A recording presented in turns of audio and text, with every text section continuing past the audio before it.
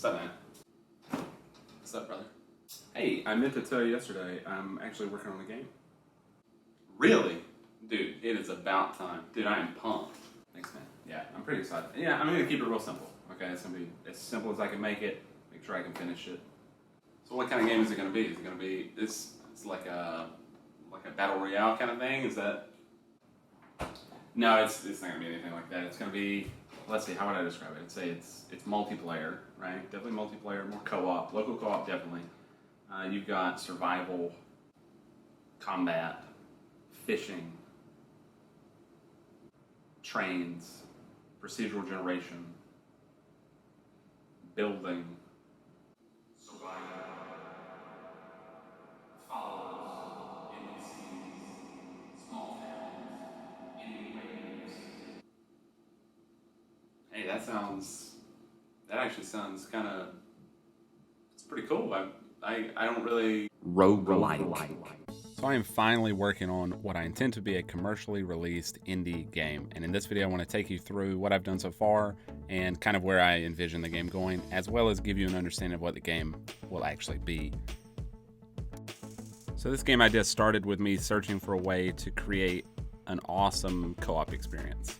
So multiple players, all in a world together, working together towards a common goal. The general high-level overview of the gameplay is that there's a train track going down the middle of every level or every procedurally generated world, and the players, two or more, probably two, maybe the game will be better suited to two, the players will be responsible for maintaining and upgrading the train that they'll be traveling on as they travel to different places in this world. I don't know exactly what the world will look like yet, I'm still kind of working on that, but there is a lot of procedural generation already in place that I'll talk about a little bit later in the video. But the gist of the game is that you're traveling, your base building occurs on the train itself rather than in the world. So you interact with the world much more in a resource capacity. You're just gathering resources to bring back to your train, and then you upgrade the train, and then it will give you advantages in the world. My light idea for a goal right now is that you're traveling through the world trying to find people lost in this world. So that gives you incentive to get out of the train and explore. But the further away from the train and the train tracks that you explore in each stop will take you more and more into danger. So maybe there's enemy waves that increase the further out that you go, or you have a timer and there's people on the far reaches of this world that you can only find if you're willing to go that far.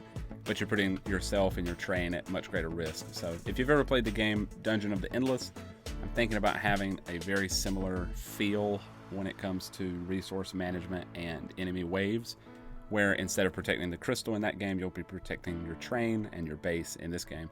And the goal of the game would be just to rescue as many people as possible throughout the world as you hurtle towards whatever your final goal is and wherever the train ends up.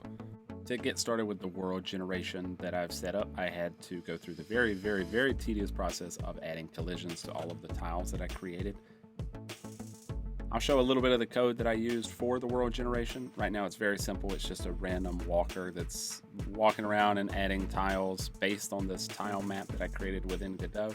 The issue is that I took this unique approach where I decided that I was going to use 32 by 32 pixel tiles, but overlay a 16 by 16 pixel grid for the actual interactable grid cells with the player. I don't know exactly why I was doing that at the time, and it's made it a little annoying to add tiles that are actually interactable because I'm having to split each 32 by 32 tile into essentially 4 sections and then calculate which ones are valid based on the surrounding tiles. It's just it's becoming a little too complicated. So I'm still considering this a practice project as I figure out what I want the game to feel like and not as much look like right now, since I'm just using these very simple shapes just to get gameplay moving for now. But when I start the actual project, I think I probably will choose a consistent tile size for both the overlay and the actual underground. But I am still experimenting with art styles. So right now I'm trying the pixel art thing. Actually just got a graphic tablet and I'm playing around with some vector art / kind of some painting graphics just to feel out as many different options as I can before I really settle on what I want it to be. It will be very simple, but I don't know if it will be as simple as this. I also don't want people to see it and think that it's just a Forager clone, but for a while it will exist as one just while I get all the mechanics figured out. Even with it being overcomplicated, it still felt really good to get the cursor working the way I wanted with the grid cells, and I added some reflections for the player just to add a little early juice to the game. Someone said a long time ago, a co-op game is not worth playing or creating if it doesn't have a fishing mechanic for the multiple players to enjoy together. So that's really resonated with me, and I'm not sure who said it, but yeah, I decided I should probably add fishing to the game. Right now it's really simple and very extensible because the bobber is actually individually simulated, so I'll be able to change its behavior to fit whatever feeling that I want to accompany the fishing. That's all I have to really share for this video. You can tell that the game is still very much in its early life. I've only worked on it for really about a day and a half at most, I think, and that's just been playing around with the collision shapes and getting the procedural generation to even a slightly recognizable state. And I will probably start over with the project and play with the art style, and I mean there's a lot that's going to change, but this is just kind of our first look, and I hope the game sounds interesting. I do think there's a lot of potential, especially with the combination of survival in the overworld or the outer world versus the base building and kind of upgrade centered train mechanic, and I think it could be a really fun game to play with a friend or with a couple of friends. And so I'm just going to kind of ride this wave as long as I'm having fun working on it, and I think other people will have fun playing it, and then I plan to keep working on it. But let me know your opinions. Let me know in the comments what you think. If there's any general impressions that you have about the game, positive or negative, I'd love to hear them and just see what you're thinking. If you want to support this project, you can check out my Patreon page, where the only supporter tier right now is $3, but that support would mean the world.